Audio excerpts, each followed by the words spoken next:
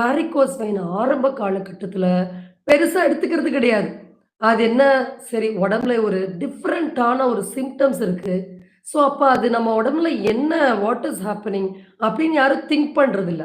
அதோடைய விளைவு இப்ப நம்ம ஒரு கேஸ் ஒரு ஸ்டடி அதோடைய எக்ஸ்பீரியன்ஸ ஷேர் பண்றோம். இப்போ ஒரு ஒரு பேஷண்ட் அவங்களுக்கு ஒரு 40, 50 இயர்ஸ் இருக்கும்.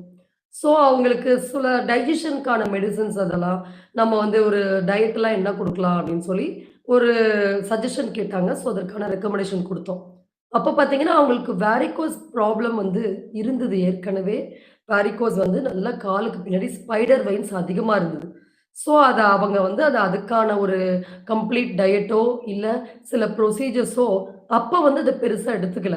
லாஸ்ட்டா ஒரு 2 டூ ஒரு ரீசென்ட்டா ஃபோன் பண்ணும்போது சொல்றாங்க, ஸோ இந்த வேரிகோஸ் வெயின ரொம்ப நாளா நான் மேனேஜ் பண்ணாம விட்டதுனால, சடனா போன